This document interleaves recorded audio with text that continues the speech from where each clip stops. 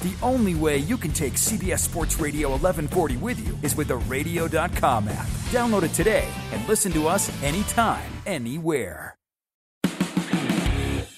The most in-depth coverage of the Silver and Black as they set their sights on Las Vegas for 2020. Live from the CBS Sports Radio 1140 studios, it's Silver and Black today.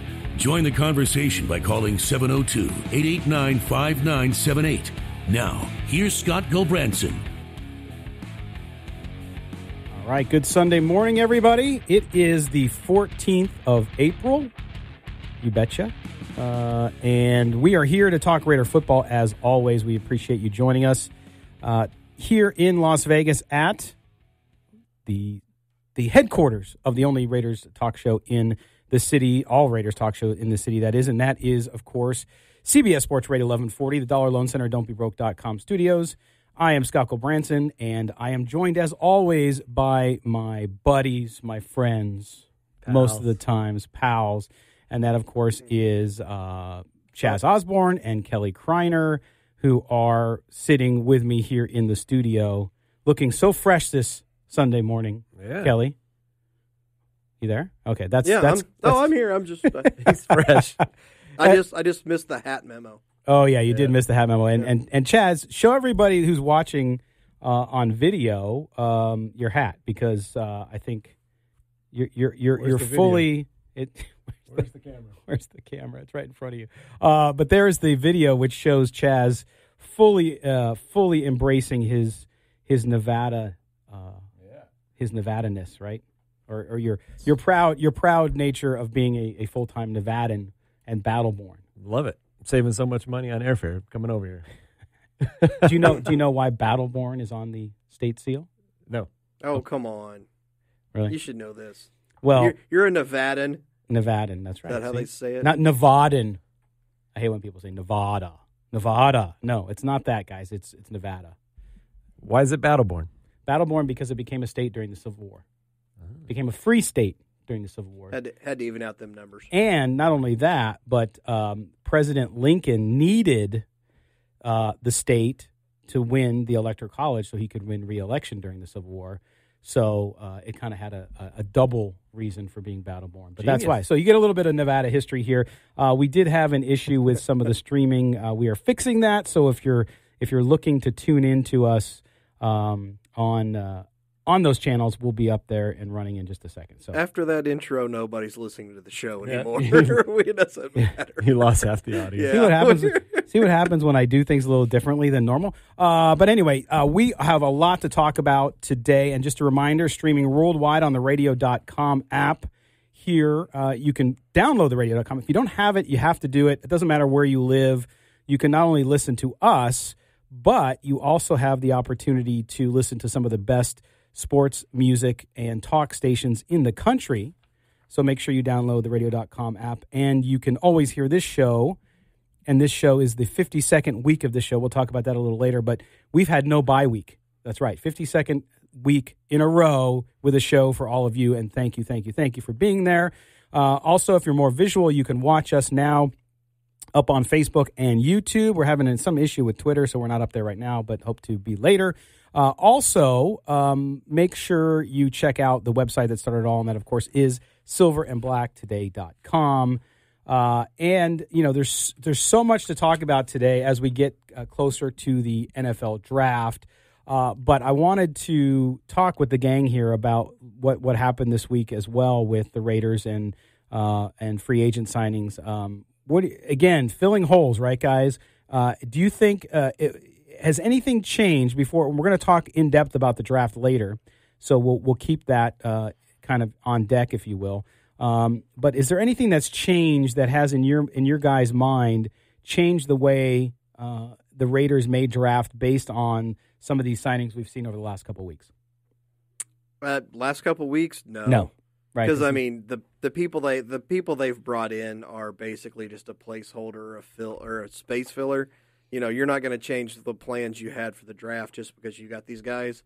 They are, you know, hopefully a good backup or depth. Right. You know, if you're starting any of them, you're in trouble. Well, if you know, they're all young players on these prove-it contracts, which is perfect for us. But, you know, a couple of them could actually shine turn into something. Who's going to shine? You tell me. That's that's a question I was going to ask. yeah, Really? that's yet to be determined. But that's the hope, right? We brought in I don't know, a dozen of these 4th, 5th, 6th-year players. Make it 1 year, make it contracts. So hopefully 1 or 2 of them steps up. The best you can hope for is you get a couple of solid pros out of it. Maybe more. You never know. That would be helpful, wouldn't it? Well, that's a lot of the teams. You get a couple of guys that come out of nowhere and they just turn into really big contributors, and that just helps put you over the hump there and put you get you to the top. Yes, absolutely. And I think too that if you look at what's been happening this week, we'll start with one of the controversial subjects, and that of course was Antonio Brown tweeting, and he took attention away from the president tweeting all the time, I think, with his comments about Juju Schuster-Smith. Or is it Smith-Schuster? I always forget the order. I was a little upset. Aaron Rodgers was getting all of the attention all week with his little drama. So yeah. Luckily, Antonio Brown. But here's the question, guys. I don't look Shocker, at people don't like Aaron Rodgers. What else is new? A lot of prognosticators and NFL experts have said that this is going to be a big distraction for the Raiders, having Antonio Brown. He's going to explode. He's going to do this. This is the Raiders. Do people forget it's the Raiders? The Raiders of Bill Romanowski, of Matt Millen, of Phil Villapiano. Okay, Jack Tatum, Lester Hayes. Come on, where is the desire? I mean, has Raider Nation and the Raider mystique lost that edge because they've had nobody like that for 16 years? Kelly? It's Now wait, Kelly, you and Chaz, let me add this. You and Chaz are lifelong Raiders fans. You grew up Raiders fans, the whole thing, your whole life, okay? That's not who I am. So a lot of people ask me all the time, am I a fan? And I always say, I'm a fan of the Raiders doing well. It's a little bit different. I didn't grow up as a Raider fan. You guys have been Raider fans your entire life. So do you think that edge has gone and that bringing him back and bringing a Burfict in is going to bring a little bit of that swagger back? I hope so, because especially with the Burfict, because, he is basically what we've had at linebacker or defensive line for years. It was always the running joke because you would just take the first 15-yard penalty to try to knock the quarterback out. It was worth it. Yep. Just take the one shot. I think it's just everybody in general now. It's just anytime, not just sports fans and, everyday walk of life. It's not just political correctness, but, can't do this, can't rock the boat, can't do anything. Safety rules. Screw that, man. It's like he is who he is. We know what we're getting into. We'll see what happens on the field. Who cares? Right. It's football. We want to see people smash. We want to see Jack Tatum spearing the pile, after the whistle. It's just a different game now, and I understand it. Like you said, it's politically correct, and it's all the safety rules in place. Everybody's playing nice now, which is great, and it's good for the actual people, as a person. But as a sport, we want to see them crashing into each other, and we want to see that. But also, edge. we do. But at the same time, I understand money's changed a little bit too, right? There's so much money. It changes everything. I don't care what anybody says. At the same time, I'm not shocked by national people, jamming on the Raiders and calling the Raiders going to be a mess because of Antonio Brown, because that's always the modus operandi of the national media with the Raiders, because those folks are old enough, most of them, to remember when the Raiders were that ragtag group of what they considered to be bad guys. But with the younger fans, in an era of social media, where some people are celebrated for being bold and controversial and calling people out, that's what I'm most shocked by, is the fan reaction to it. Well, the social media is a big part of it too. Now, back then it wasn't. You had your one or two local beat writers, and they could whip up all these amazing stories about the guys, and the Raiders. Once you get that mystique, it's really easy to start writing stories about it. But now with all the social media, everybody's so accessible, and they've got all their thoughts and all of their picture of their breakfast out there every day. It's just not as pictures of their breakfast. It's so true. It is. But at the same time, I think that we want people to be boastful. We want them to be good on the field. But then when Antonio Brown calls out a former teammate who, I think Marcellus Wiley, by the way, on his Fox show, showed that actually Juju, grown man going by the name Juju, by the way, Juju actually kind of started it, Kelly, with a picture, right? Yeah, and that's the thing that's getting missed in all this. I mean, would it have been better if Brown just kind of didn't say anything and let it go? Yeah, because then it wouldn't be an issue. But he's not. No. Especially they're wide receivers. Wide receivers are the biggest diva position in sports. Yeah, no, there's not. Terrell Owens thinks he's being a diva. If you see any kind of shade from these guys, they're not going to sit there and take that. They're going to come back. They're going to throw their 2 cents, 4 cents, 6 cents in whenever they can. It's part of the game. We kind of want a guy that's social media savvy too, because we want that insight. We want to see kind of what's going on with the team and what's going on with the players. So that it just kind of goes along with all sports now. Well, Chaz, isn't that true though? Like, I think people, no matter what the celebrity, they want more of them, and then when they get it, sometimes they fight back against it. It's a very strange phenomenon. It is. Well, everybody's different. Everybody in the media can always paint a picture of guys. I spent a lot of time with Kobe, and Kobe, when he's out in the public, he puts up a wall because everybody's grabbing at him. Everybody wants a picture. Everybody wants an autograph. Everybody's grabbing at him. So he has to put up that wall. So now the media paints him as this, negative and recluse, and he's not. He's a great guy. When you talk to him and you're one-on-one with him, he's really personal. So the media can kind of create things because of perception becoming reality, and all these, across the board in all sports, it's kind of like that. There's one person here, but in actuality, they're really a different person because of what the media turns them out to be. Yeah, and we have on our Facebook feed, Victor Raphael, a good comment. He said, the last badass we had was KO, and he's gone now. Perfect. Taking cheap shots doesn't make him like the old Raiders. Neither does Brown tweeting.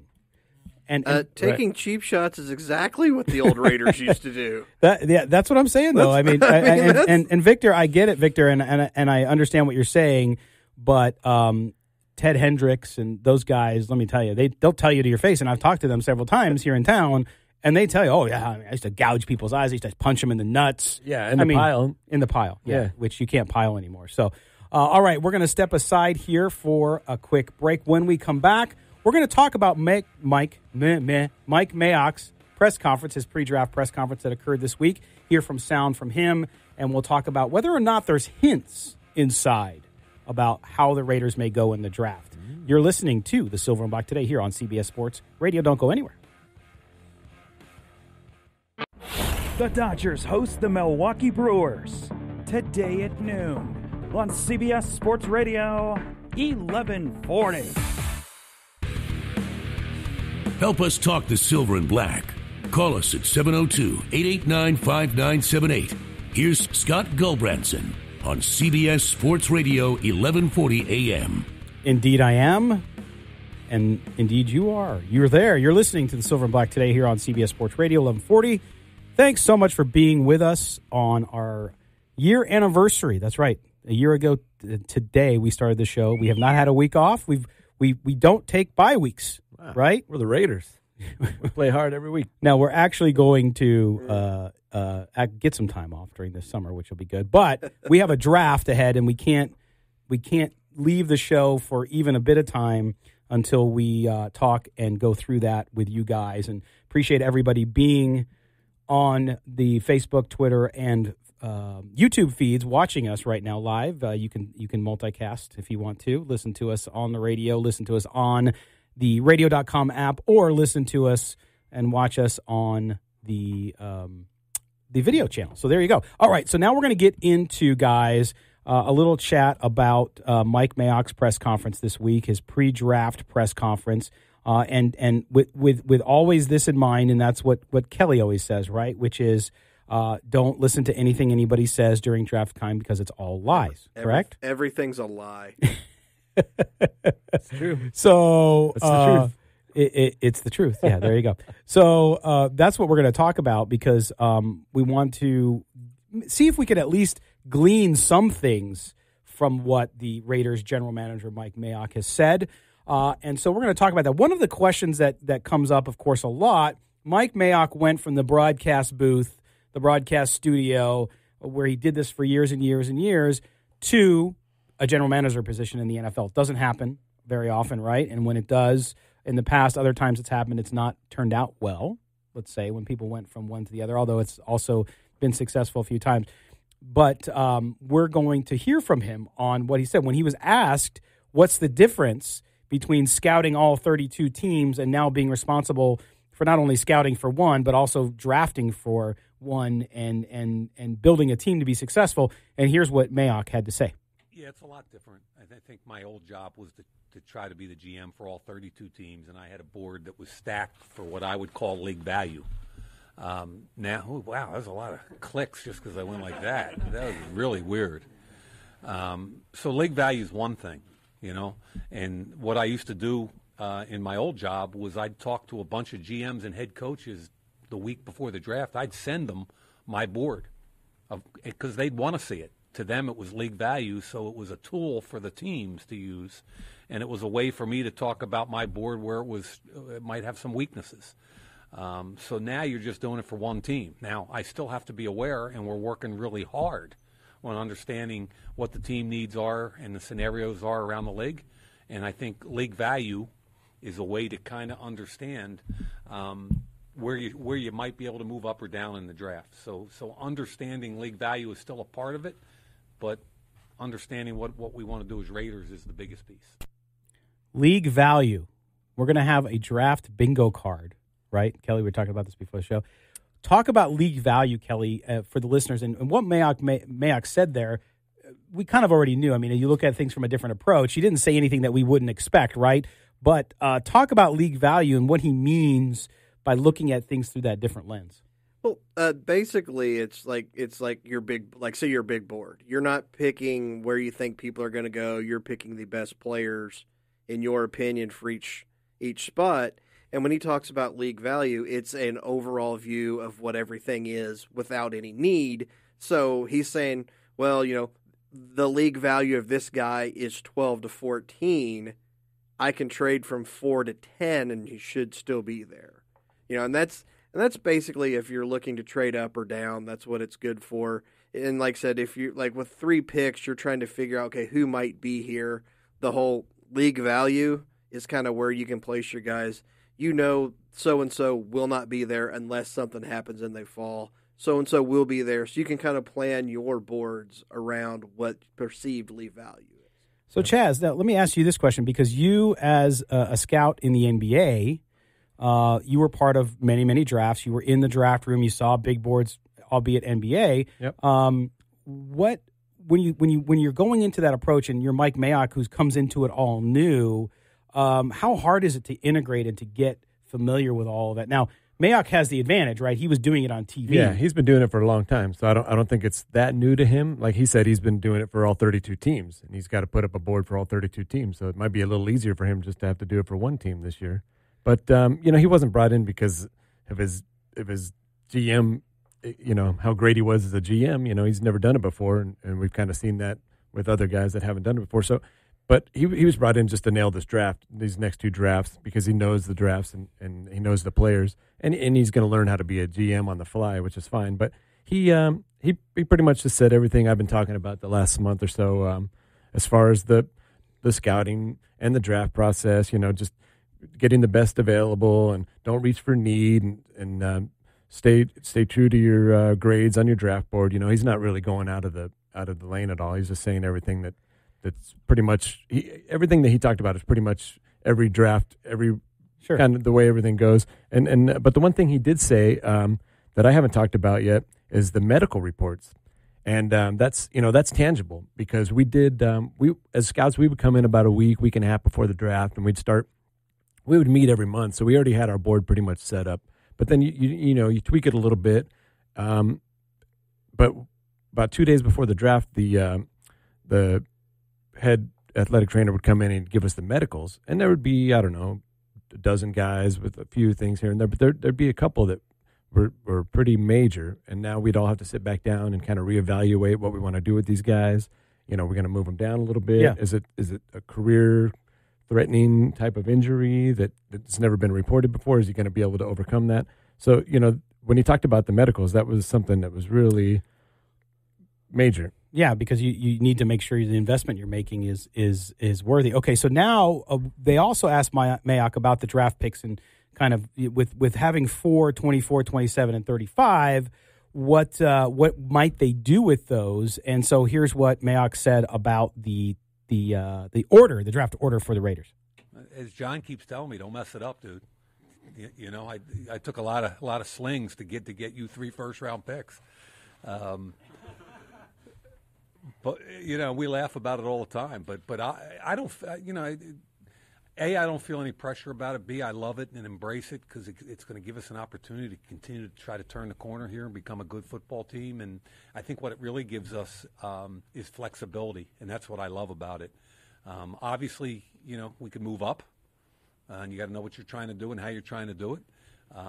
You can try to increase your draft capital by moving down, or you stay the same. And the 4 of the first 35 picks gives you an opportunity to consider all those scenarios multiple times. And again, that's why we're opening up the line of communications with all the teams around the league. You know, I think I keep telling our guys, and you guys have heard me say this before, you know, we need to be nimble. And nimble means, depending on what the situation is, to be able to react quickly according to the situation and make the right decision. All right, Kelly, interpret that. Well, I mean, he's not saying anything. Every other GM wants to trade down. They want more picks because that's more shots at hitting somebody. Mm-hmm. You know, if I was a GM, I would be the other way, though. I would be the guy looking to trade up because I would rather have 2 picks in the top 10 than 3 picks 30 to 60 because I would rather, you know, I know I've got my premium players up top. I will gamble on premium more than I want to gamble on well, you know, this guy's good, but he's got this, or right. You know, he doesn't do this, but he does this. We can fix that, or he does this well, but it doesn't do that. I would rather take more shots at those premium players and try to get for more in your back end of a draft. I agree with you too. I'd much rather have players at the top of the pick because you're gonna get some solid foundational players. It's funny you said 30 to 60 because Mike Mayock said I'd rather have the 20 to 60 because they're safer picks. Yeah. And it's true. Yeah, you can find a couple of guys here and there, and you don't have as high expectations for these guys. So when they do rise up and become solid players, like, wow, we did great because we got them at 60. Well, and here we'll close out this segment real quick with I said segment. I hate saying segment. I'm trying to get that word out of my vernacular. Here's Mayock talking about not reaching, right? So not reaching for a player just based on need, and how he deals with that internally with the coaching staff. You know, I'm the son of a coach, and I know how coaches think, and coaches think need, okay? And we're a coach-driven building. Our coaches are highly involved, and that's good. I embrace that. The flip side is you can't reach. You got to use some common sense, you know, and that's what I preach upstairs, is that if we're in a situation where we have 2 similarly rated players and one's a higher position of need, great, let's go get them. But if there's a discount, a disparity between the 2, let's not reach for need because the more you do that, the more you dilute your roster. And that's a conversation we've had a lot. All right, and there it is. And we're going to talk more about this later in the show, so don't go anywhere, but we're going to step aside here for a break. And when we come back, we're going to be joined by Raiders and Pro Football Hall of Famer Mike Haynes. Yes. One of, if not the best, cover corner to ever play the game. I know Deion Sanders might have something to say about that, but we're going to talk to him. So don't go anywhere. You're listening to the Silver and Black today here on CBS Sports Radio 1140. CBS Sports Radio. Hi, this is Steve Wisniewski, and you're listening to the Silver and Black today. All right, welcome back to the Silver and Black today here on CBS Sports Radio. And we are excited to be joined today by Raiders great, Hall of Famer, and to me, one of the best football players to ever play the game in the NFL. And that, of course, is Mike Haynes. Played 14 seasons in the NFL, 4 All-Pro selections, 9 Pro Bowls. In the course of his career, 46 interceptions, 688 interception return yards. And I remember one specifically in Miami. Drafted number 5 overall in the 1976 draft out of ASU to the Patriots. Joined the Raiders in 1983. That was a pretty good year to join the Raiders. Mike Haynes, thanks for joining us here on the Silver and Black today. Thank you. And by the way, ASU, that stands for Arizona State, just in case people don't know. Well, as well as that university has grown, I think people are starting to take notice if they don't already know. All right, well, let's talk. We're going to talk a little bit about your career in the time that we have. Let's start with that year you joined the Los Angeles Raiders, 1983. Of course, culminated in the Super Bowl. That defense that you played on in 1983 and 84 in the Super Bowl, was that really the highlight of your career that year in the Super Bowl victory against the Redskins by the score of 38-9? Actually, I have to say it probably is. You know, I didn't know it at the time. I thought I'd have another trip to the Super Bowl with that defense we had, but it didn't work out that way. It was really a lot of fun for me because there were so many great players, and now we know how he belongs in the Hall of Fame, and I think Lester Hayes should be in the Hall of Fame, and a lot of other guys on that team. But yeah, it was a lot of fun, and I was fortunately coached by Coach Flores, who kind of changed my whole mindset about the importance of removing stress from the game and from your preparation, and I really think that had a lot to do with our success. And Coach Flores obviously should be in the Hall of Fame. We all thought it was going to happen this year. It's well overdue. I can't think of a reason why he's not there. Can you? I cannot, and I actually talked to him about it at the Hall of Fame, and I'm hoping that this year, because it's a special year, it's a 100-year celebration, they're talking about putting some additional guys in, and I'm hoping he's one of those guys that gets in under that new type of formula. Well, I know Raider Nation is excited about that and wants to make it happen. And as we stand here, and I'm looking at you in your gold jacket, the closest I've been to one in a while. Let me ask you this question: the game today has changed a lot. When you played on the Raiders, you and Lester Hayes, I mean, I can't think of two guys who could cover better. With the way the game has changed, with what we saw in the playoffs with the Saints and the Rams, we don't have to relive all of that, but the way it's changed, how would you have to play the game today, and how would you have to change your game, do you think? Well, I don't think I would have to change my game a whole heck of a lot. I mean, the 5-yard bump rule, it's pretty much the same. Being the fierce tackler that I was, I don't think that I'd have to really change my tackling style. I'd have to be careful, though. Like if what we used to always say is the guy's not down till he's down. So part of his body is still up, then you still try to punish him. And I might have to change the way I approach that. But that would really be about it. Lester would have to change a lot more than I would. He was very, very aggressive and took different chances that I didn't take. But it would have been a lot of fun. I think we both would have been able to play under the current rules. Well, and on that defense that you played on with the Raiders, everybody talks about the 1985 Bears, of course. That defense you were on, remarkable. And we talked about the Super Bowl a little earlier, to hold the Redskins going into that game, highest scoring offense in NFL history. You held them to 9 points, and you had a big play in that, including a big interception in the Super Bowl. Talk about that defense. I mean, you had a lot of guys on that defense, very, very colorful personalities. You were known as the Gentleman Raider. How was it for you, and how did you interact with all those guys? Well, I had a lot of fun with them. I think when I first became a Raider, I had a lot to learn. I broke a lot of rules that, that I didn't know that they had in place, and I can't even tell you about them, on air here in case one of those guys finds out. But I loved it, and it was a different culture, a lot different from the culture I was used to. They were really good guys, and a lot of people only know the Raiders as big hitters, tough guys, mean guys, and stuff like that. They really don't know that in the off season we did a lot of charity work. I mean, we go around and play different groups, organizations in basketball and softball and things like that. Raise a lot of money for our local charities, and believe it or not, even in charities in other states, because there's Raider fans all over the country. There is, as we're learning here in Las Vegas as the team prepares to move here. Now, Mike, when you look at the current state of the Raiders, there's a lot of excitement. Of course, there was a little bit of frustration last year, which I expected because, everyone was excited when Coach Gruden came back. I know you were.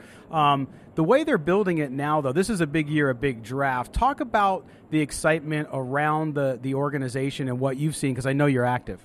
Well, I think like a lot of Raider fans, I think we started off thinking last year that, hey, we're going to get to the playoffs this year. It's going to be great. And that didn't happen. And, and then they made a lot of changes, with getting rid of some players and different things. And I felt really low, But right now I'm very optimistic. I mean, they've made some different changes, and bringing in some new people like Antonio Brown. This guy's a phenomenal player. I'm excited to see what he does when he joins the team.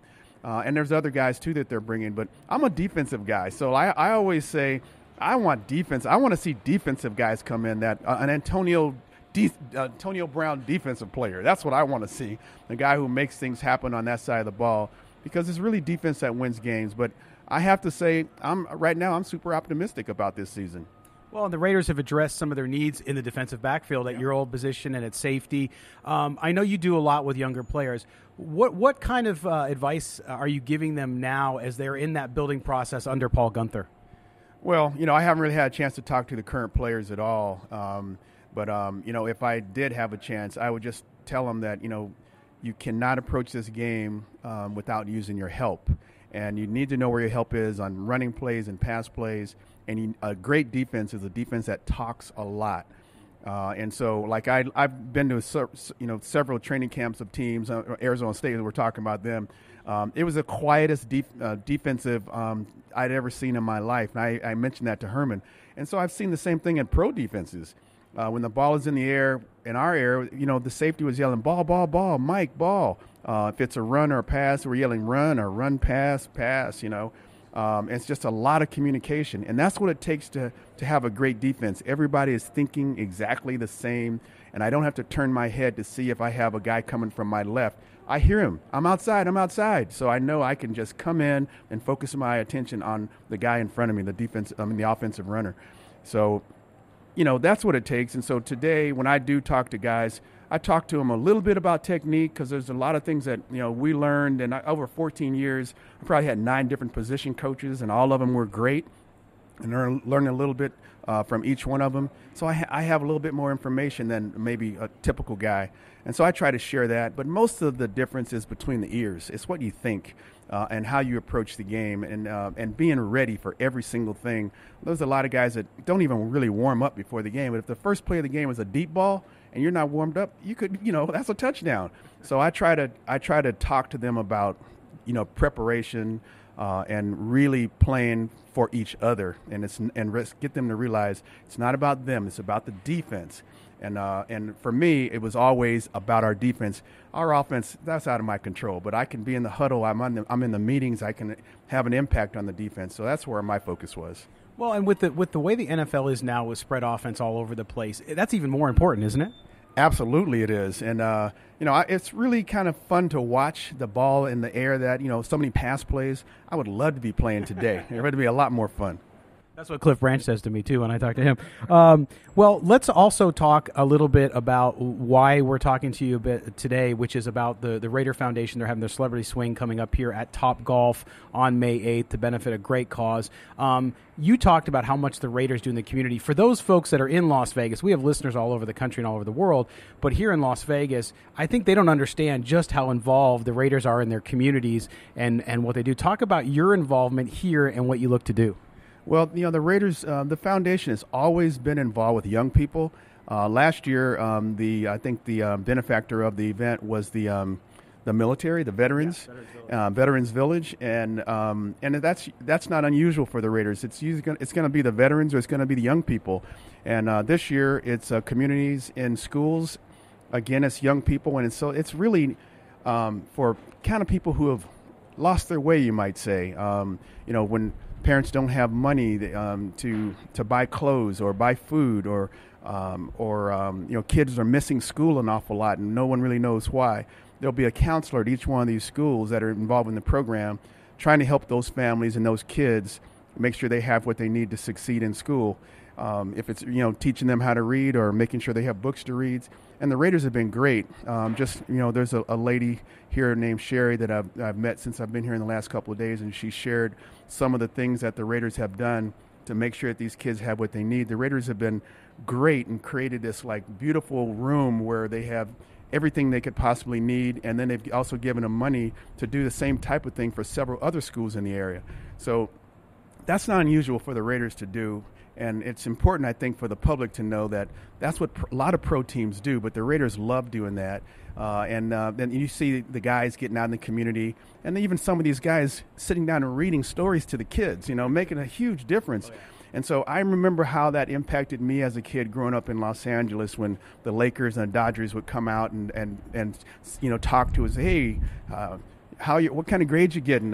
Hey, make sure you treat your mom with respect and things like that, and those things stick with you. And so when you can imagine if Charles Woodson was sitting down reading a book to a 6th grade class or a 4th grade class or whatever, and this is the guy that kid idolized or whatever, you can imagine the impact it would have on his life. So the Raiders have done that and done a wonderful job of that.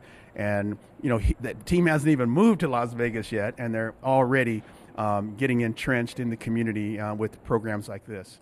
And one last question with you, Mike. I mean, you played in Los Angeles for the Raiders, of course, which was their second location. Now they're going to be going to the third. It's a little bittersweet for the fans in Oakland, of course. I think the fans in L.A. are pretty excited. It's a little closer. Talk about the move to Las Vegas and what you think it means to the franchise and to the legacy of the Raider franchise.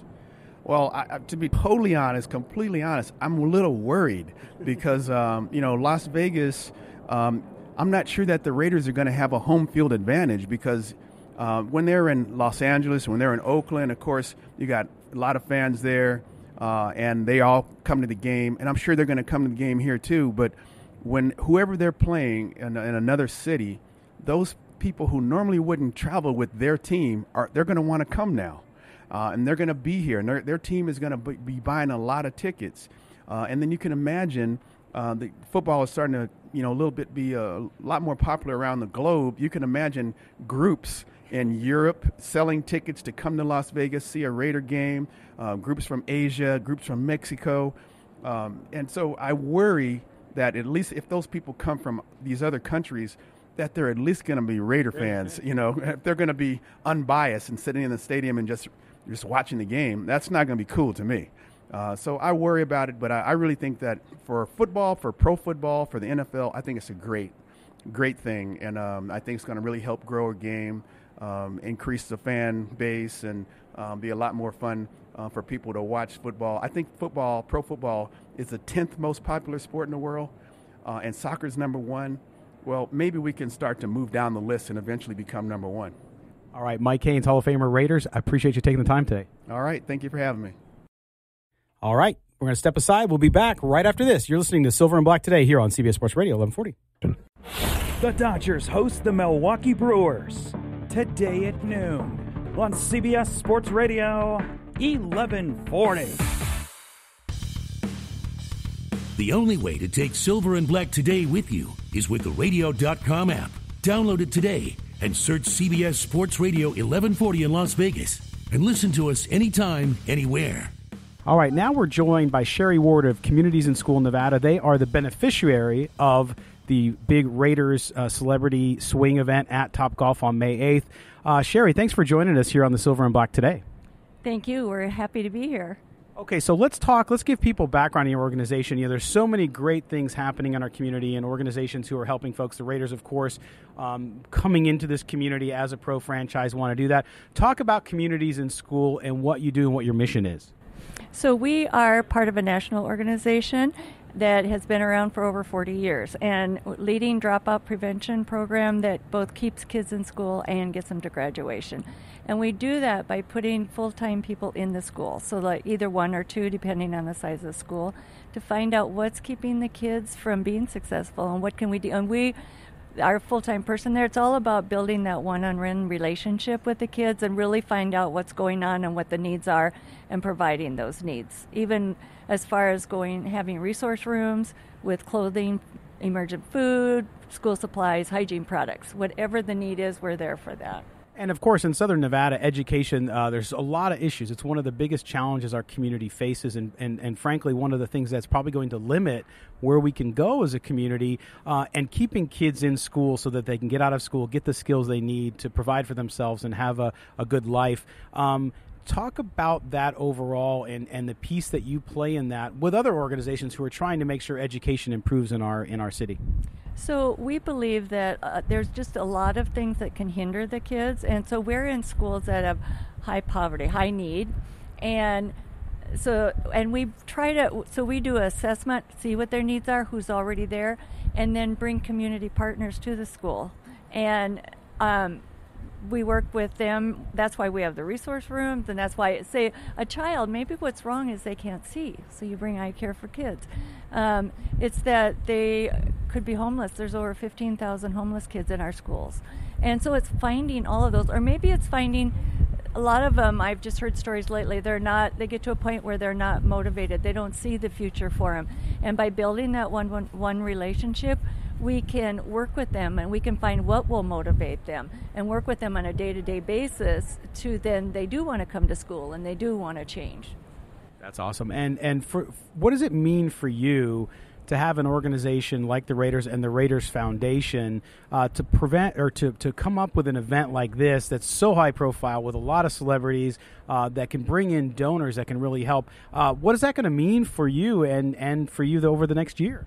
So it really helps because, we provide we have to get the matching funds to be in the schools. And we are hoping to grow this next year, and this will allow us to be in more schools.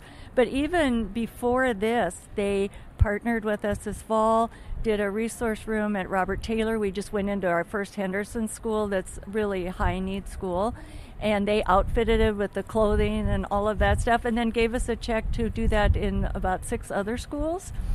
So that's amazing right there. And now this is just going to give an opportunity to help more students. And it's just, to me, what is great is how they've really gotten into the community and helping organizations like ours to be able to help more kids.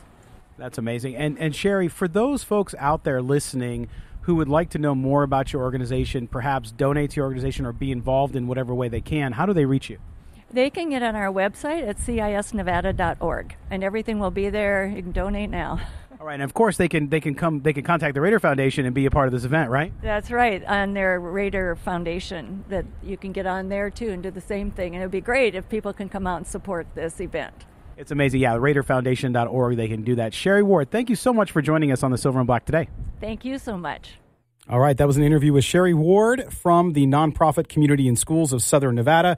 And just a reminder, join the Raiders Foundation and community leaders to celebrate the second annual Celebrity Swing event on Wednesday, May 8th from 6:30 to 9 p.m. at Las Vegas Top Golf. Guests will enjoy an interactive evening of golf, food, and cocktails with Raiders alumni and team personnel. There's going to be some big names here, folks. Trust me on this one.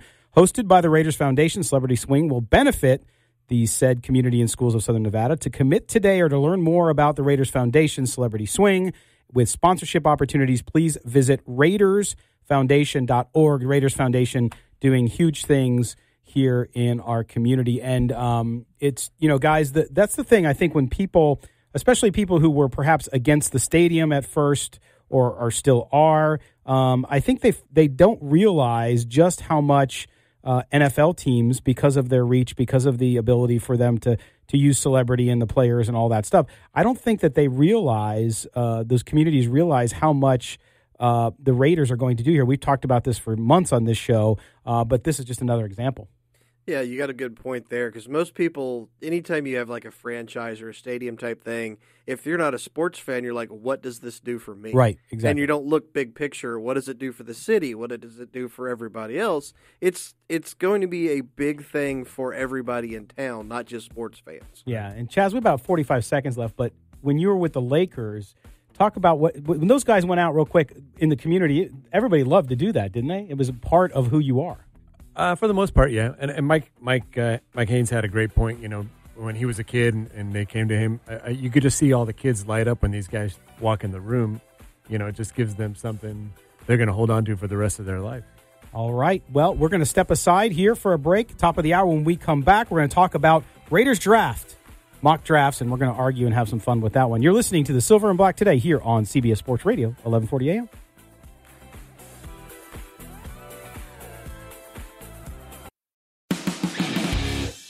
The most in-depth coverage of the Silver and Black as they set their sights on Las Vegas for 2020. Live from the CBS Sports Radio 1140 studios, it's Silver and Black today. Join the conversation by calling 702-889-5978. Now, here's Scott Gulbranson. Welcome back to hour number 2 of the Silver and Black today here on CBS Sports Radio in Las Vegas. Thanks for joining us, guys. Great first hour. A little bit of talk about draft, what's going on with Mike Mayock. And then, of course, we heard from Hall of Famer Mike Haynes and Sherry Ward. Of course, that charity event, the Celebrity Swing Again, May 8th at Top Golf. If you have a business and you have the means to sponsor, it's great. It's going to the nonprofit schools in Southern Nevada, and that's the Community and Schools of Southern Nevada. So a great opportunity, and again, about community and what's happening here in Las Vegas. But Chaz, you were making the point with Mike Haynes.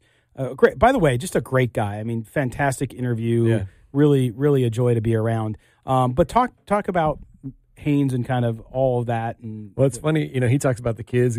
I was one of those kids looking up to him. I had that no passing zone poster on my wall growing up as a kid. Mike Haynes and Lester Hayes and Van McElroy and Mike Davis, and they got a couple of Harleys. There's a Sunset in L.A. They're downtown Los Angeles.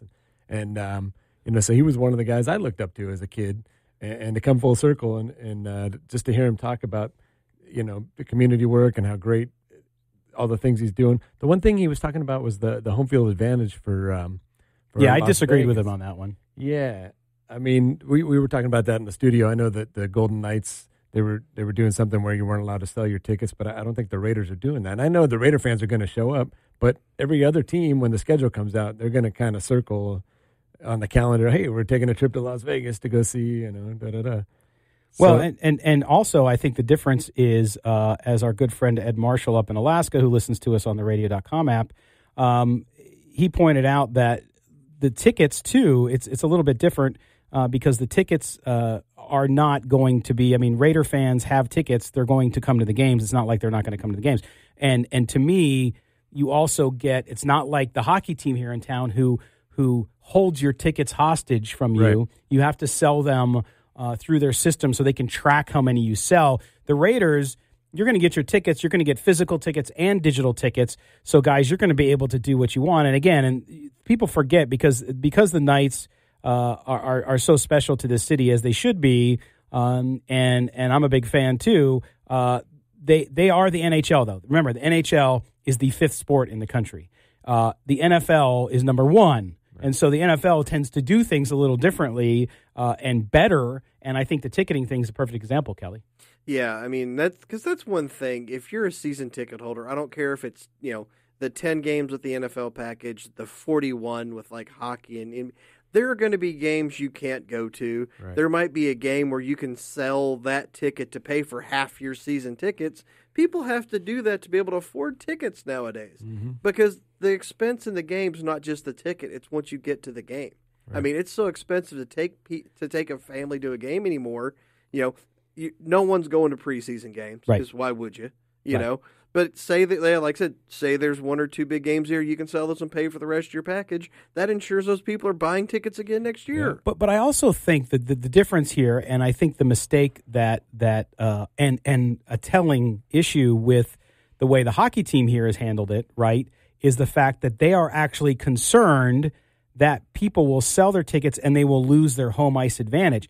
See, I think with the Raiders, you don't have an issue of that happening. I think if people who have the tickets in Las Vegas sell them, they're going to sell them. It's going to go to Raiders fans for the most part. Now, I'm not saying there's not going to be probably an increased number of visiting fans that come in because it is Las Vegas, but I do think it's just not the same problem. I don't think you're going to have the issue that you have with hockey because, again, it's not the number 5 sport, it's the number 1 sport. Yeah, the Raider fans show up. We saw that in San Diego.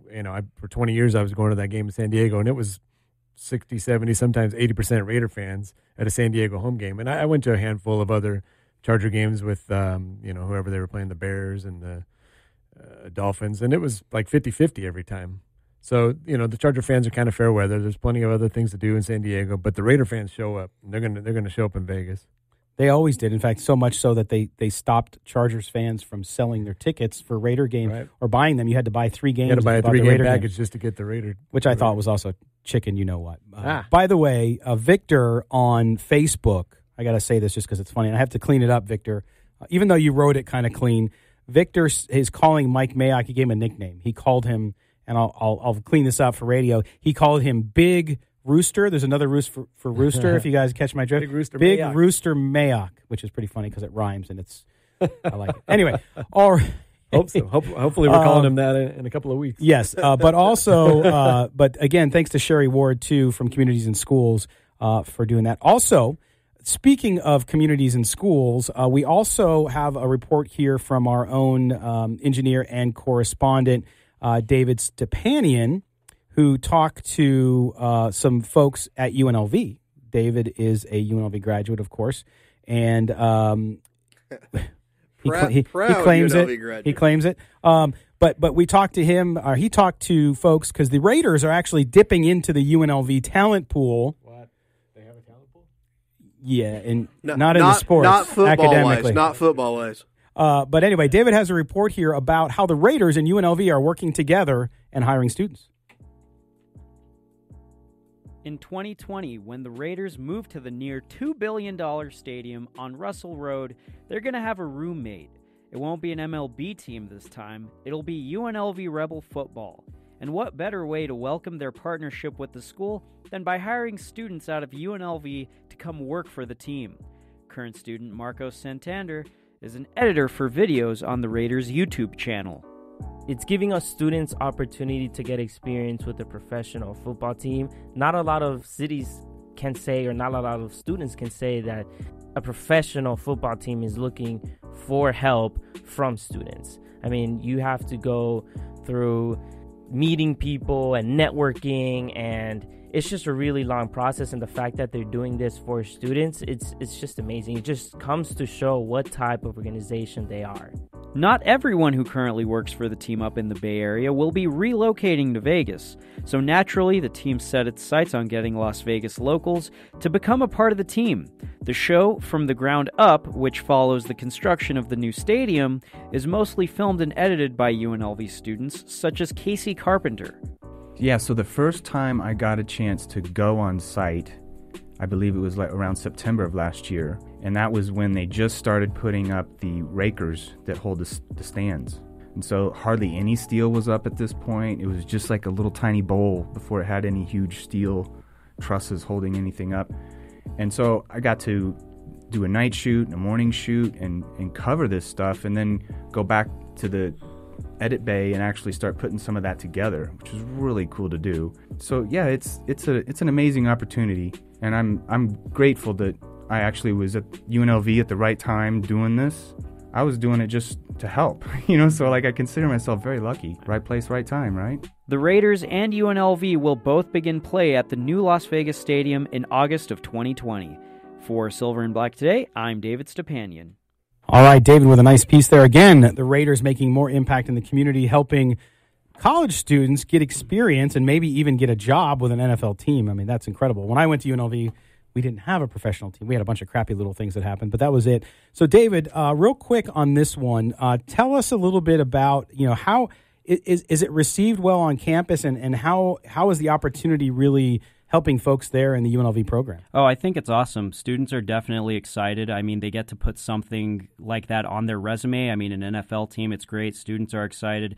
The Raiders are excited, and it sort of follows a page from our other pro sports teams like the Golden Knights, Aviators, Aces, who also hire out of UNLV. So it's definitely an awesome thing and gives students a ton of opportunities. Yeah, and it's been great too, because it's not like they're running and get coffee for people at the Raiders. I mean, they're putting together amazing content that Raider fans, whether you're in Las Vegas or not, can see on the website and in their social channels as well, right? Yeah, and people don't realize these are UNLV students. These are college students making these incredible videos, and they really do a great job, especially from the ground up. I mean, they really do a great job with their content. All right. David Stepanian, thanks, my man. I appreciate it. And we had to look at the back of your head only on camera, so we apologize about that. But that's his best side. That's his best side, yes. David, we'll get David more involved. Come on, guys. Again, back to the community thing. That's what they do. And now, David, because of your report, Raider fans, we have so many who listen to us outside the Las Vegas market because Raider Nation's worldwide. They now know about it. It's a pretty cool thing as well. And when we come back after a break, we're going to talk more about the draft. We're going to get into some mock drafts. I made the joke of calling them mockery draft, because we're all just guessing, right, guys? But we did some work, and Kelly's latest was actually on our website at silverandblacktoday.com. You can go read his latest draft, and we'll talk about that one as the basis for our discussion. But I'm just happy, guys, that we're almost at the end of this and we can talk about real stuff, right? And get to the nitty-gritty here, being now just 2 weeks out, 2.5 weeks, almost 3, I guess, out of that. So I'm excited about it. And there hasn't been any big news on guys getting in trouble or health things. That's going to come pretty soon. Yet. Right? It always comes out late, and because teams are still doing their due diligence. Bingo, due diligence. Center That's on our one. But Chaz, you talked about the health thing earlier, and that this week, if I remember from last year, this was like the week that right before, maybe a little later, when the Mo Hurst stuff came up with his heart condition and all this. So it'll be interesting to see what happens, and we'll talk about those issues and the mock drafts coming right after this. We'll also share with you our big boards. Yes, we have big boards. Yes. At least that's what they tell us. Anyway, we are going to step aside, pay some bills. When we come back, more here on Silver and Black Today on CBS Sports Radio, 1140 a.m.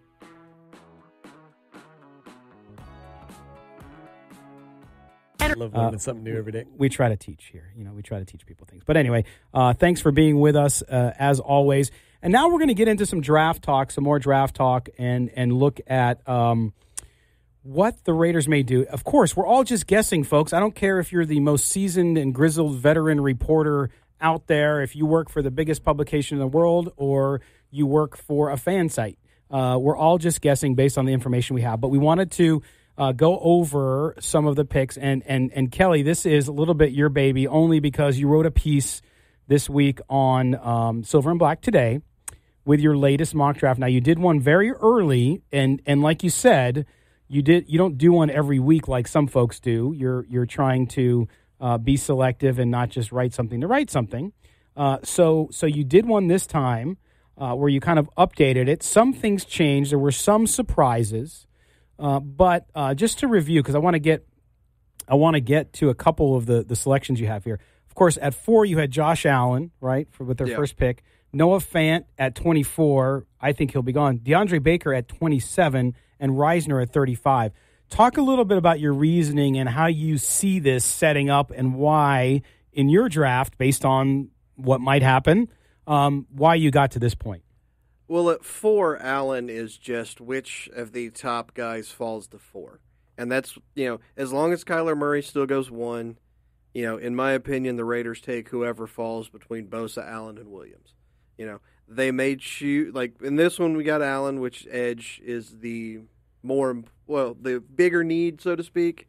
I would personally rather see the Raiders take Quinnen Williams. I just think, he's going to be a little safer of a pick.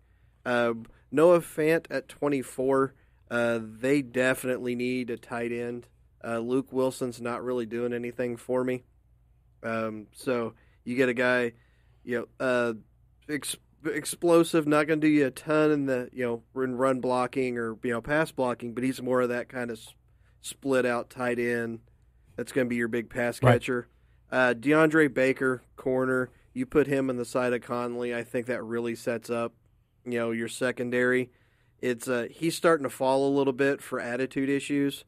It's obvious that the Raiders don't really not that they don't put a lot of stock into that, but the least of their worries is if you are talented, they will take you. Especially now, absolutely. They need talent. Talked about that earlier. A little chip on your shoulder. And he was he won the Jim Thorpe Award for the best defensive back in college football last year, so the talent's there. And then I got Dalton Reisner at 35. I'm taking him to play guard. He could play right tackle. He could play right tackle, right guard, center, left guard. He can play any 4 of the spots. I would probably throw him in there at left guard because there is a need. There's a need for it. There's a need. What about? But some people say move Gabe Jackson to that side. You think this would be a better move? Okay, move Gabe Jackson to that side. He plays right guard. Right guard. I mean, exactly. Guard spot, not tackle. Yeah. The Raiders need a guard. I don't care if it's right or left because you've got Gabe at 1, but I'll be nice and say there's a lack of talent on the depth in the guard area on the Raiders offensive line. You talked about Rock Ya-Sin in your article. Who do you have? Who's your top-rated cornerback? Who's your favorite quarterback? Top-rated corner is Byron Murphy. It's he's not like the issue with all of the corners in this. They're kind of not scheme dependent, but there's like everyone has a scheme they work best in. And Byron Murphy, if you put him in a zone scheme, in my opinion, is hands down the best, and it's not even close. I just started watching all the film on the corners, and he's by far got the best technique. Yeah, Rock is a great name for this guy because his body. This guy's built like a rock, and he can tackle. He's got a wrestling background, and man, he gets in there and mixes it up. Yeah, but did you notice the lack of takeaways? Because he has a very hard time high pointing the ball and getting his head around.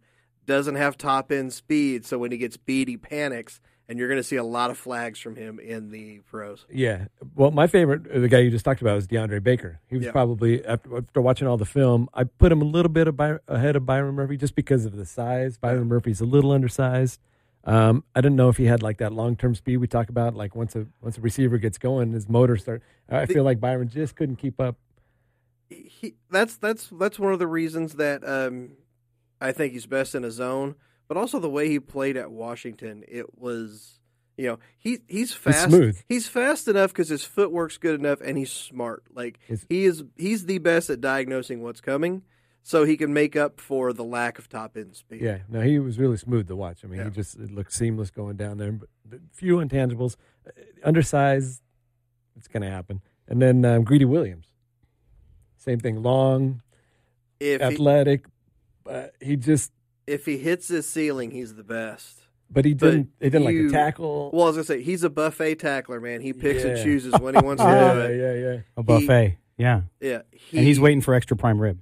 He's not very physical. Yeah. Well, he gives up on way too many plays. If something's on the other side of the field from him, he's not tracking it down on the back end. Well, and just to compare to your draft here, I'm gonna give you my what I call my reach draft because I made some decisions which will be controversial. Josh Allen, number 4, same reason you talked about. Then in the draft that I conduct, and we all use Draft Network for this, as I think most people are, at 24, Jonah Williams was there.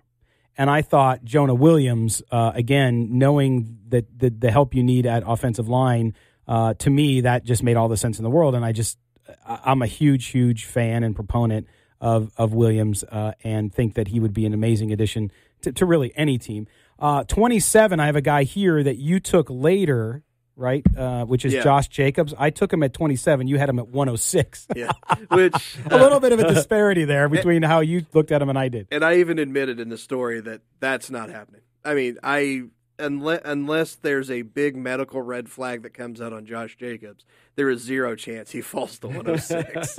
Yeah, no, I agree. I like him there. And you thought, though, that me taking him at 27 might be that might be me pulling a Gruden for need versus the best talent available. Yeah, I mean, he's the number 1 running back, in my opinion, in this draft, but he would have been like 4 or 5 in last year's, in my opinion.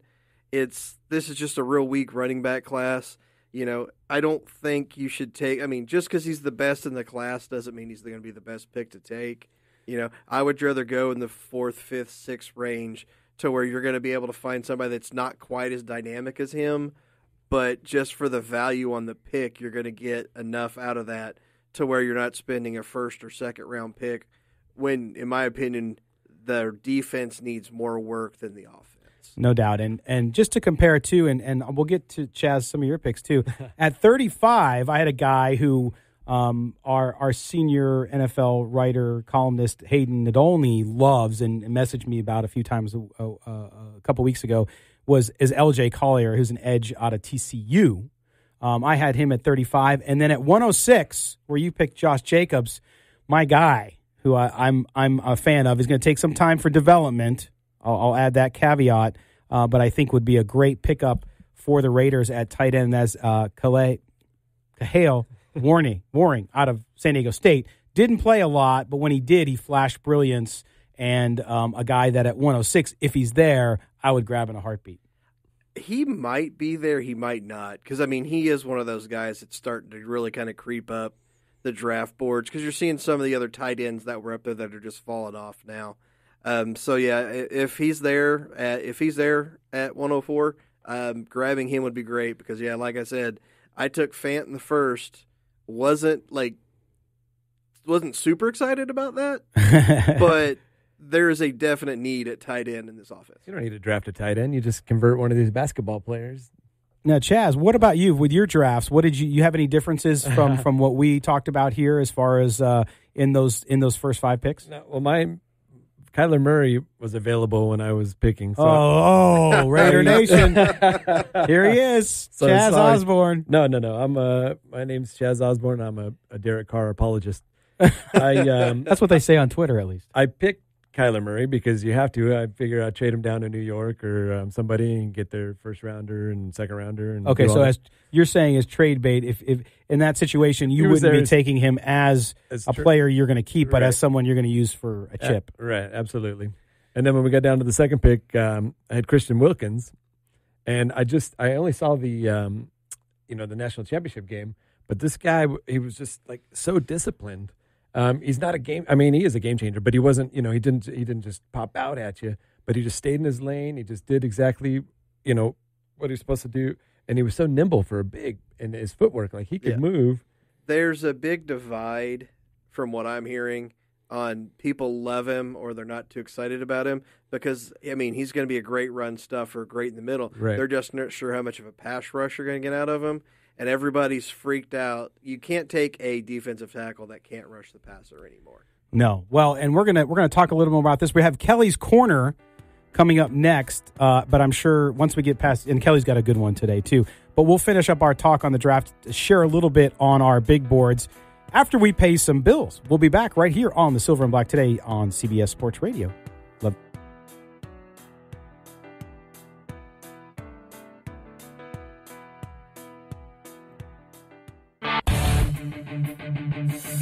CBS Sports Radio.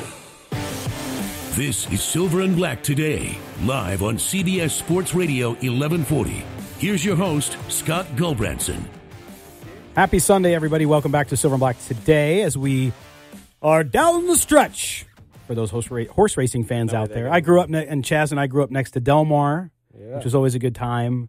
Kelly grew up next to Churchill Downs, yeah. So we all have some horse blood in our blood. We might have some other horse qualities, but we don't get in that on the air.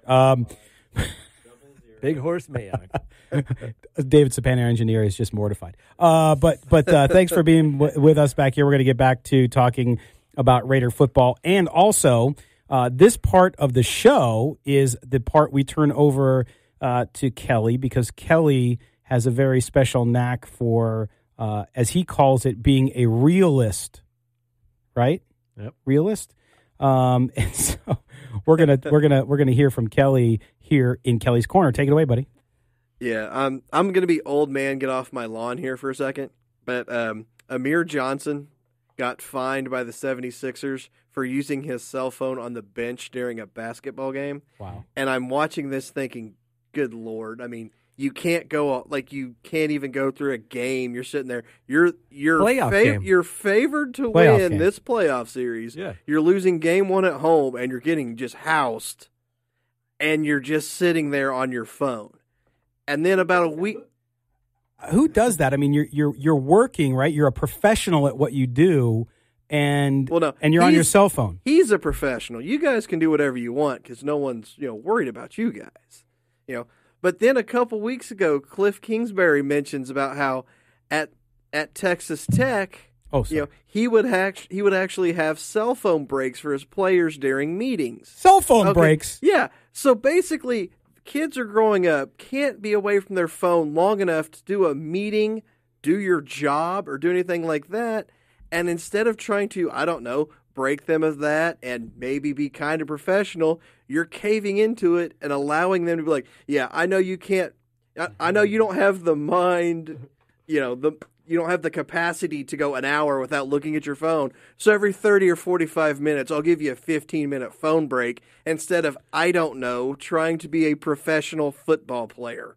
Yeah. You're getting paid millions of dollars, and instead of these coaching staffs trying to get you the discipline and the want to actually be a professional football player, you got to get on your Facebook That's page. funny. But You got to get on Instagram. We when we would go into the war room, we had a big box, and everybody had to put their cell phone into that box, so nobody could have it. Not anymore. Now you could be on the bench. Right?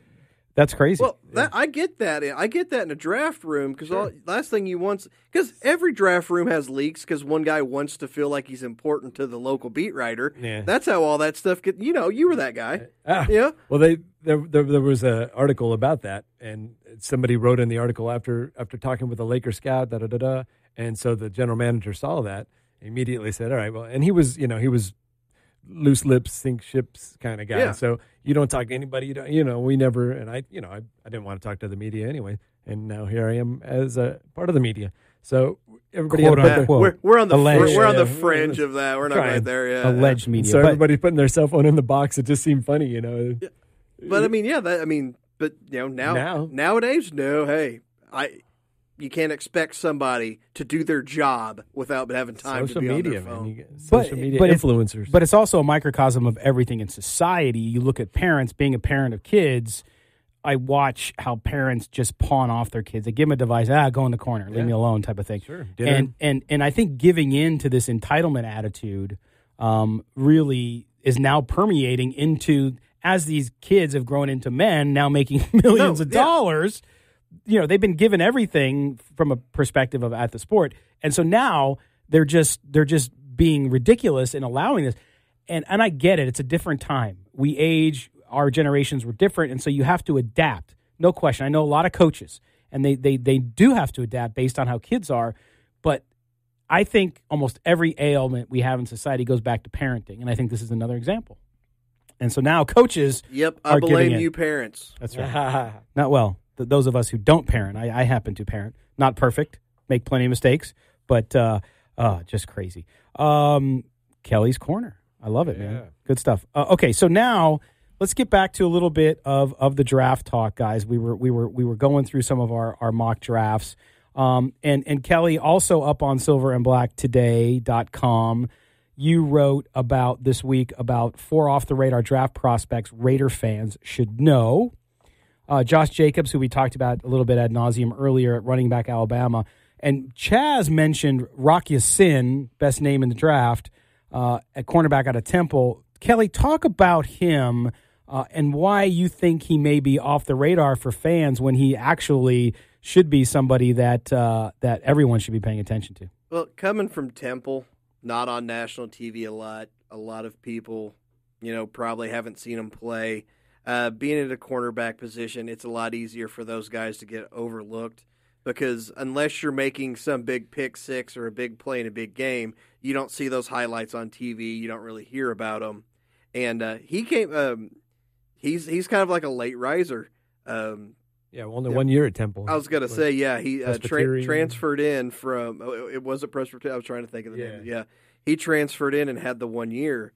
And it's like you said, he's press man. He's got the body for it. He's going to make the tackle. He's really competitive. You can see his competitiveness. Yeah, but want to and to be able to do it are two different things. That's right. It's that the lack of speed and just being a little sloppy at the line. Something you can work with. Being able to high point the ball, get your head around. That's something you can kind of work with. So you see. I mean, you can see that you've got something. You got something you can kind of mold and play with. With like everybody in the draft, it's upside, right? It's always upside. And a lot of the players this year, it's a small sample size. He only played 1 year. A lot of these guys, Byron Murphy only played 20 games. So it seems like this draft more than others is just a really small sample size of what you're getting. And you're going to start running into that with as many underclassmen that keep coming in. Right. So it's just you're basically going to have to start. And I don't mind. Like they talk about Quinnen Williams. Well, he only did it for 1 year. Right. Well, he only got to play 1 year because the 4 guys in front of him are all in the NFL. It's like Kyler Murray. He only has 1 year. Well, yeah, because he transferred and then had to sit behind the guy that was, I don't know, the number 1 pick in the draft. Right. If you have 1 year of production and a couple years of no production, that's one thing. Yeah. But if you just have 1 year where you're just completely, produced, you've got to see, okay, why was it just the 1 year? What do we think it's going to, Christian Hackenberg had 1 year of great Oh, production. gosh, you had to bring up him. His freshman year. The next 2 years were crap. So that's how you and know. he even bombed out of the AAF. So incredible. Now, if we guys look at, we all did big boards, right? So I'm holding this up for the folks who are watching up here. I want to go through real quickly our top 6 or 8 big board guys with some of the time we have left here. And see, who did you? I had Nick Bosa as 1. Anybody else not have Nick Bosa as 1? I think Chaz. I had Quinnen. Yeah, I had Quinn okay. at 1 too. I got Nick Bosa going down a little bit. I don't know what my problem is with him. Maybe we're going to find out more about his character, or it's just the same thing. Small sample size. Are you quote unquote saying source it? No, I know. No, and it's like I said, everybody's worried because he is so clean in character. They want something to come up. There's got to. No, I don't want something to come up. He's too clean for character. That's what the thing is. He's too clean. There's got to be something there because that comes with your father being in the NFL, your older brother being in the NFL. But the injury thing too, that's kind of looming for me. His brother seems injury prone, and now he's sat out a year. And his father had injuries too, but it's all different things. It's not like it's not like something runs in the family. Well, but the thing with genetic. the thing with Nick Bosa, and I had him number 1. I've been a little bit on your side, Chaz. Like, great player, but I was never enamored with him. Like, I see the talent, but for some reason there's just like a nagging thing there for me. Yeah. But again, though, you talked about cell phones. Here the media goes again, and being members of the media, I know we're part of that club. But at the same time, the tweets, digging up tweets from people's past. Well, he supported the president. Well, listen, we don't get political on the show. We never will. And I don't care if you hate the president or love the president. I'm happy for you either way. But to attack people, what is this deal that we're trying to destroy these young people by what they might have said? I mean, I said stupid stuff when I was 14. Thank God this stuff wasn't around, or I might have never been able to get a job. I'm 40 and I say stupid stuff on a daily basis. Oh, that's right. You're 40 now. Yeah. I forgot. Oh, man. Okay, welcome to the club. But yeah, to me, Bosa at number 1, I think you can't deny. I had Williams 2. I had Allen 3. Jonah Williams 4. There's my taste for him there. And I had Jawan Taylor at 5 and Ed Oliver at 6. How about you guys? I've Quinnen, Bosa, Allen. 4, I had Ed Oliver. 5 was Jeffrey Simmons. Jeffrey and Simmons. Then 6 was Devin White. Yeah. Yeah. I put Devin White up in that top 5. There's a lot of talk now about people are like, well, it's not as good as Roquan Smith was last year. Well, no, Roquan Smith was the best middle linebacker to come out of the draft since Luke Kuechly. Yes. But people keep forgetting that he's only played middle linebacker for 3 years. He went to LSU as a running back. He's still learning the position, and as good as Devin White is right now, he's better. Yeah. And the Butkus Award winner, right? What did you call me? All right, we're going to step aside for a break. When we come back, we'll close out the show. We'll finish up our talk about the draft and our big boards, and we'll close out the show for you here on Silver and Black today on CBS Sports Radio 1140. I love talking about my big board.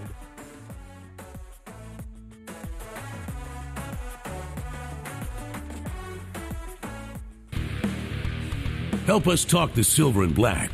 Call us at 702-889-5978. Here's Scott Gulbranson on CBS Sports Radio 1140 AM. Welcome back, everybody. I got a hot take on Periscope saying, stop dodging. You heard his right-wing support about Nick Bosa. You had no problem bashing Cap for his political views. And that's from Gary. Gary, I never bashed Colin Kaepernick. Find me a recording or any writing where I did. Wrong. I did say I didn't agree with it, and I wouldn't have done it myself. I didn't bash him for it. I don't care what you believe politically. To me, when I look at a football player, I care about. I have plenty of actors in Hollywood on both sides of the aisle who I love, and I don't like their views. But you know what? I still watch their movies. I'm not one of those people who's, I'm never going to watch this movie because they don't like this person or that person. Forget about it. You separate the art from the artist. Absolutely. Why not? If I like the art, who cares, right? So again, you know what? If you want to hate the guy for that, go right ahead. That's up to you. But he's going to be a 49er anyway, so maybe it's good that you hate him with the rivalry. But guys, I want to talk about. We have a little bit of time left here in our last quarter hour, or 10 minutes or so, whatever, 12 minutes that we get on the air here before the end of the show. Today, as I said earlier, is our 52nd week. So we've been on the air for a year, right? We started out as a website, independent news website, developed a podcast from that, and then got a radio show. We sold the radio show here to CBS Sports Radio 1140 and Entercom. Dan Kearney, who runs the operation here in Las Vegas, and Paul Ihander, the program director, and everybody here, Mark Bonilla, who's our head engineer producer as well, have made it possible. And it's great. And the most important thing of all, actually, is all of you guys. Without listeners, without people being an active participant, we wouldn't be on the air. We've gone through lineup changes, right? We think we have the right lineup now, but everybody who was here before and everybody who helped get us on the air, which again, the most credit to anybody goes to all of you listeners, the folks who read the website. So I want to thank all of you for doing that, because this has been fun. As I said, we have not had a bye week. 52 weeks with a show, right? A lot of people, that's the thing I'll tell you. In today's world with content, and there's a lot of people out there who do Raiders content and do a really good job of it, the hardest thing with content is consistency. A lot of people start and they do 3 or 4 shows and then they go away for a month and a half, right? That's not what we do. We don't do 1 show a month. We do 4 shows a month, and then we toss in some podcasts there, so sometimes it's even more. Now, this summer, we are going to take a few weeks where we're going to have a best of show, because now that we have a year's worth of shows, we actually have some best of stuff. Ironically, Kelly's not part of any of the best of. No, just kidding. I was going to say you have a best of show. Better than average show. That's what we'll call it. Yeah. But better than what we have show. Yes, and the other thing is too is we get a lot of I think feedback from everybody too, which is great. And again, I was just thanking all of you for helping us be on the air for a year, and we got renewed a few months ago. But I'll share that news today too. So we're renewed in radio. It's always year by year unless you sign a longer contract. And so again, because of you guys going from website, podcast to radio show, you deserve all the credit for helping us and the feedback. You help us get better. And I certainly appreciate that. And having these guys next to me now is really a great thing too. I think we have the right mix of folks. Although Chaz keeps touching me under the table, I'm a little concerned. No, just kidding. But again, thank you to you guys. And I know for both of you and Kelly, you've done podcasts and stuff in the past. Chaz, you were a scout, so you were behind the scenes. What's it been like for you getting on the air and kind of being part of this? And again, both of you Raiders fans, but coming at it from a professional perspective. You have no idea how hard it is for me to be on live air for 2 hours and not cuss. It is the hardest thing ever, because I've got the mouth of a sailor. Yeah, you do. Oh boy, Chaz, what about you, man? You're early in this process, but you're chiming along. You know the Raiders so well, but talk about being on this show and the fans that we have and the people that listen. Oh, the fans are the greatest. I for the longest time working in the front office over there for the NBA, I didn't want to deal with the media because they were always spinning negative stories and about the Lakers. Now you get to spin them. You're right. So now I get to make up stuff. So it's fun being a part of the media. Of course, loving the Raiders and wanting to dig in deeper and find out more stories and games and doing all the reporting. It's just it's a dream come true. I appreciate it. Well, and for you, I mean, being a Raider fan, did you is it hard for you to you bring a little bit of that fan with you here, which our listeners like, but I think one of the things that I'm most proud of with the show and with the website is that we stay objective and we take it from a profession. We're members of the Nevada Press Association. We won the best podcast in the state last year from them. Yep. And so we try to do that. Pro Football Writers Association we're also members of as well. But for you as a fan, has it helped you as a fan look at things differently? I think I've always kind of been objective. You always look at both sides of it, just in life and in general anyway. So, you want to be at the game, you want to be cheering, but you're also a realist, as Kelly's taught me now. I just, the Raiders aren't going to go 12-4 every year and contend for the Super Bowl, unfortunately. So it is fun being on this side of it and looking at things, not looking through rose-colored, silver-colored glasses all the time, kind of being real and and digging deeper into it. Yeah. And that's the thing, too. I think we live in a time where it's very interesting. You have media, and then I think you have some fans who get some access like the media does, and they cover it from a different point. And I think some people like that. I happen to be not a big fan of that. I like to actually, to Kelly's point about being a realist, I call it objectivity, but maybe I'm old school. But I like that piece of it. We try to do that here. I'm not saying we always succeed with everything we do, and when we don't, we hear from you guys plenty.